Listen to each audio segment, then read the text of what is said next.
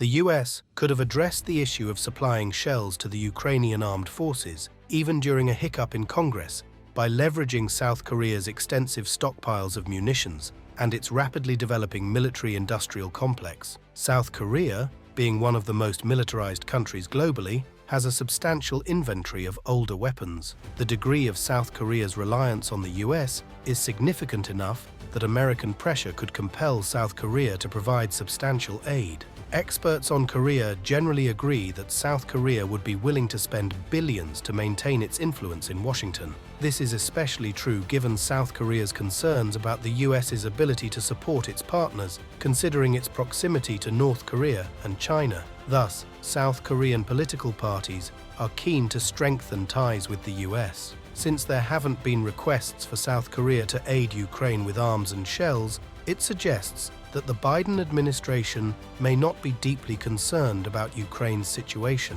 This might be akin to the US providing 31 Abrams tanks to Ukraine without their advanced depleted uranium armor, resulting in higher casualties, an indicator that the US doesn't aim for a decisive Ukrainian victory. However, the US also doesn't want a Russian victory, which would challenge its global hegemony. Instead, the US is providing Ukraine with just enough support to prevent its collapse, aiming for a prolonged conflict where both parties are weakened. Eventually, the US might step in as a mediator in the negotiations. This strategy aligns with the Rand Corporation's early position on the conflict, advocating for a Koreanization or freezing of clashes along the current front lines. Several reasons might explain this US stance. One is the fear of Moscow's nuclear arsenal. Even if this fear has lessened, the risk, no matter how small, is enough to avoid taking chances for someone not directly related to the US. Increasing supplies to Ukraine under such circumstances is uncertain.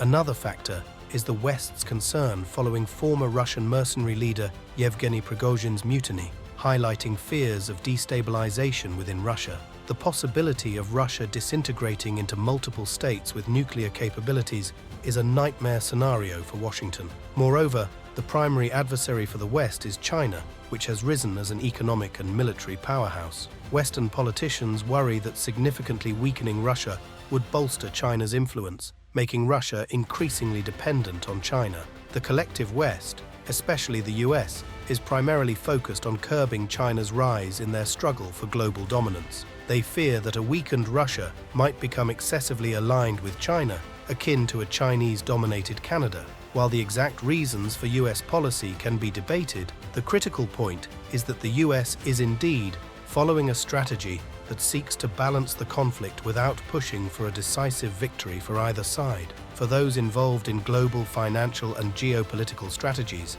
this approach is typical and expected.